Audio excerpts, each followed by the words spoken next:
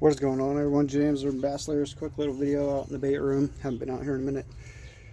Video is going to be about our wood baits. So how I make these things is I take the wood block, take my pattern that I made, put the pattern on there, draw it out, get everything all squared up. I take this guy out and I cut the blocks out, bring it back in, mark it all out where my holes go and all that stuff. Put little puncture spots where I need to drill, get it all ready to go, and then I drill the holes for the lead and all that stuff, take it back out and use the router throughout the ends, cut these things in half, cut the tail slots and all that, then I bring it back in and I put the line ties on the nose and the bottom. Then after I got the line ties on the nose and bottom, I take some of this stuff, polyacrylic, and I do a double dip in the polyacrylic, get the stuff sealed. Sometimes you have a little bit of lifting on the wood. You have to come back and sand in between the layers of the polyacrylic. Once you got that done and they're all dried, come back and I pour the lead weight into the baits. However you pour your lead, I like to take the long coils that you get. They're like rounded up coils. And I'll pull it open and have a little piece sticking off. Take the old torch the lead into the holes. And when you are done, take some BSI epoxy and some sawdust, and I mix it together, put it over the lead holes, and it ends up looking like that. So I take the BSI 30-minute slow cure epoxy, mix it up, toss in a little bit of sawdust with it, fill in the holes over the lead. I always leave just a little. I pour the lead just slightly under the wood. That way you can put a little bit of epoxy in that stuff. That way you don't have the lead sticking out and exposed and all that. After that, I come back and throw the paint on the thing. And then after the paint, I do one coat of BSI. Let these guys spin. And then while it is still tacky, it's been about 20 minutes, so I'm about to mix some more of this stuff up, and I mix them up on these old beer cartons. It's got like a little plasticky, you can see it's like kind of shiny on there.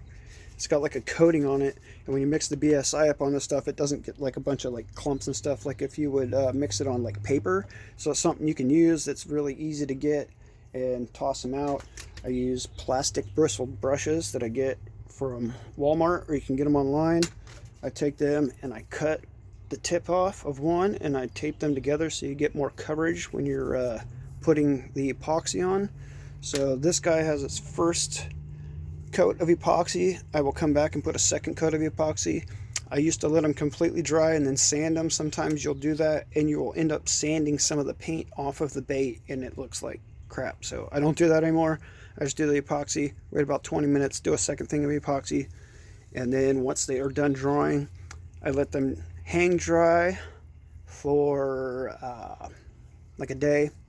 I come back and put all the hardware on them, put the tails in, and get the tails on, get all these things put together, put all the hardware on them, get all my hardware and everything from Lure Parts online, and make my own tails. I made plaster molds a long time ago, and I cut out some tails wherever I have them. Oh, I got rid of that, but I make them out of the Lexan.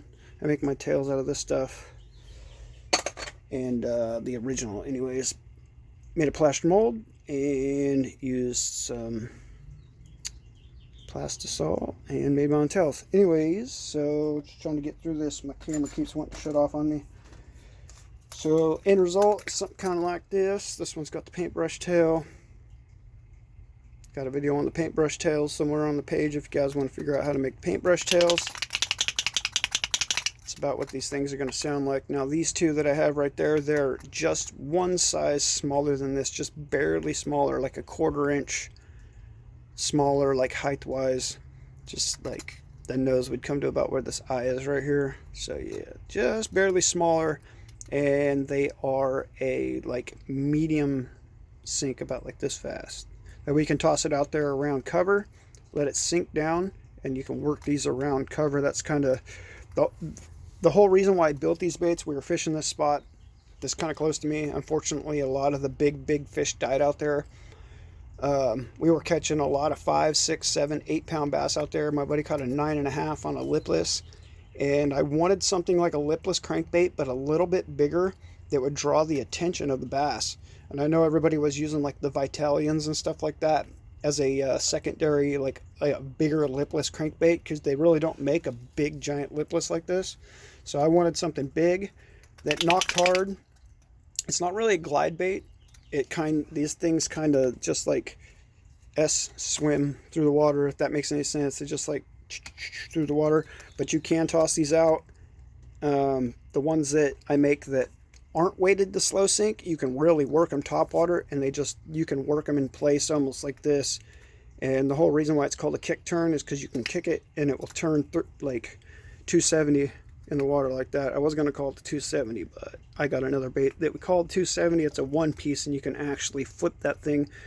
It's almost just like this, but it's a one piece bait, and when you pop them, they go like this, like all the way backwards. Pretty crazy, man. Wood is some pretty cool stuff. I wanted to get into resin baits. It's just not my thing. Every time I tried to buy resin, something happened with the packaging, or something happened in shipment, or something happened and the bottles broke and opened up. And I just had so much problems with them that I just don't even deal with it. I've worked with wood my whole life, and that's what I want to do, is just keep doing the wood thing. Everybody wants the wood baits anyways. They buy the resin ones and they go, man, they just don't catch like the wood baits do. So it's all about that. Fish hate that. They just hate it. You got to remember, fish are like dogs.